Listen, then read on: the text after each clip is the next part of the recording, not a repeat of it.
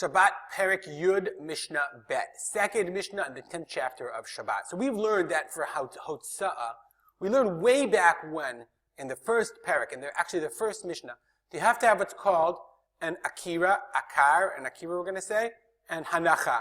Okay, we learned this way back when. Okay, let me just quote here. Okay, we've learned this. You have to have Akira in Reshut HaYachid, from in one Reshut. Okay, Reshut Echad. And then you have to have what's called Hanacha, which is placing it in the Reshut Hasheni. Meaning, you have to pick the thing up in Reshut HaYachid. You have to, where am I with the camera? Here we go.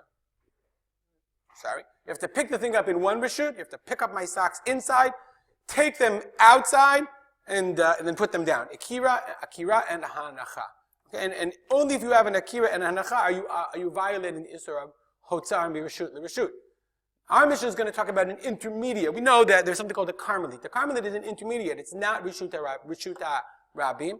It's a place that's in between. It's only prohibited according to the Rabbanan. So what happens, the Mishnah says, if I pick up my socks, or I pick up my socks in Reshut HaYachid and I put them down in the Carmelite. I take them out to the Carmelite. Or I pick them up in the Carmelite and bring them inside. The Mishnah says, that's not a case of Chiyuv. We're going to explain. Hamotzi achlin, if I take food, unetanam al ha'askupa. Askupa is the porch. Okay? So, which is the porch? The Bartanura says, we're talking here about a Carmelite. This is the term, the intermediate term. Kagon, for example.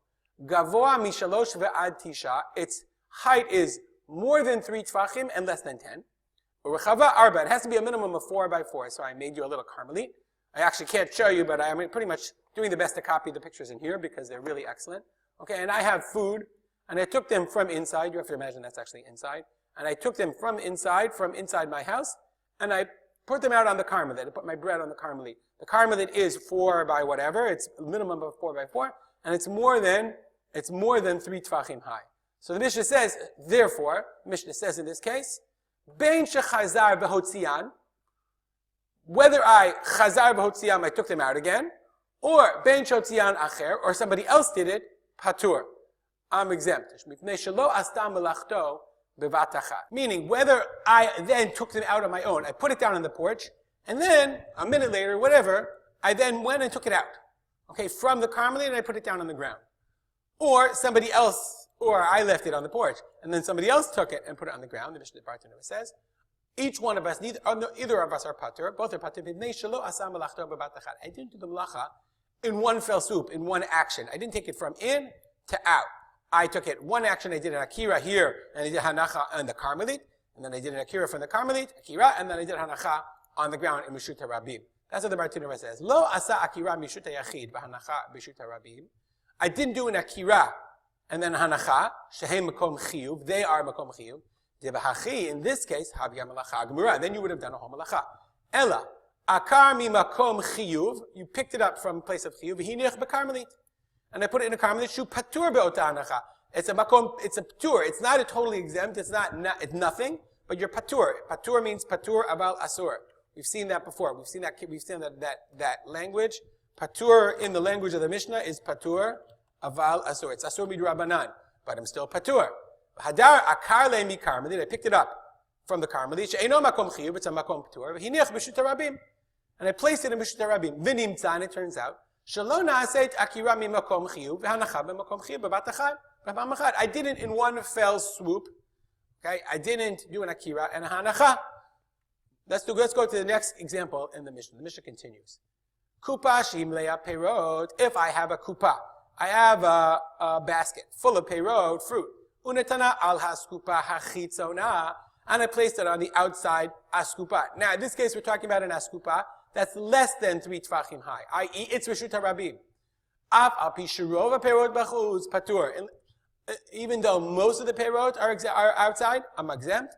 Ad shiotzi et kol hakupa, until I take out the entire kupa. Let's look at my example here. So now I've got my fruit basket and let me make them smaller so it can fit in the doorway. Okay, this doorway, you're going to have to bear with me and assume that this doorway is it's a little tricky to make it bigger while we're all waiting. So, there we go. I got a nice doorway. We'll make it bigger. Here we go. Okay, so I've got my fruits inside. Okay, and then I take it and I put it on the ascoop. I put it on the stoop. Some out, but some fruits are still in over the threshold. Use your imagination here. I'm working a word. Okay. And here now, what we're talking about is an askupa, the porch is less than 3 tfachim high. It's significantly smaller. It's 2 tfachim high now in our case. And therefore, since it's less than 3 tfachim, it's Reshut HaRabim. But I didn't take the basket all the way out. I didn't do a total hotzah. Says the Mishnah. Even though most of the fruits are outside, the basket is not. Achiyotzi et kol hakupa. Okay, Kolomar, the Bartunura says. Ela in ken utzi barishonai, I have to originally take out the whole kupa, the whole basket. The Bartunura adds an interesting side point. Meloshanu ela bekupa melea kishu'im udilu'im. He says, this Mishnah, in the Bartunura, actually he says, the problem is, there's a pshat in the Mishnah, and then the Bartunura has a problem, because if you look here, I took this fruit outside. This fruit I took outside. So, how come the Mishnah says the whole basket? So the Bartunura says, this is the opinion of the Bartunura, this only applies if the kupa is full of kishu'im dulim, gourds, long cucumbers, arukim, they're very long, v'adayin yesh me'im bifnim. Some of the cucumbers are bifnim, are inside. But if it's mustard seed, many of them are outside. In that case, it's as if you took out the whole kupa and chayav. So the Bartunura would say, in this case you're chayav, because you already took some, this pear is over the threshold. Let's make it bigger. This pear is over the threshold.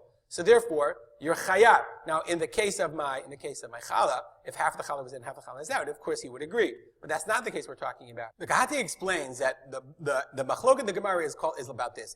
Is eged kli shmei eged. What this means is, when I bind things up, when I combine them together by using a utensil, by using a vessel, is that considered an eged or not? Like if I have a bundle of something, if I take a bundle of pens and I tie them up, I have these pens and I tie them up, and I put them on the threshold. Everyone agrees that these pens and this screwdriver, whatever, I bound them up, is one item. So therefore, all of them, even though I put them half over the threshold and half not, everyone would agree that those things are bundled together and therefore it's one item. But when I put them in a basket, is eged kli, is bundling them in a kli considered an eged or not considered an eged? So the Bartunura clearly paskins, let's see if I can find my Gemara back. The Bartunura, when he said that if it was mleach chardal, you would be chayav, what he is saying is, he believes that eged kli, where are we? Eged kli, lav shmei, where are we? Lav shmei eged. When you bind things together with a kli, with a basket, it's not a binding together, and therefore, in this case, when I have the basket, I look at each pair individually. On the other hand, the Rambam disagrees with the Bartunura, and the Rambam says eged kli shmei eged, and therefore the Rambam simply paskins a way the Mishnah does, that the language of the Mishnah is patur until you take out the whole kupa, whether you have big items in the basket or small items in the basket. We'll stop here. If you have any comments or questions, feel free to contact me at rspolter@gmail.com, and we'll dedicate our learning to the memory of my father, of Simcha ben Yitzchak Kalman. Have a good day.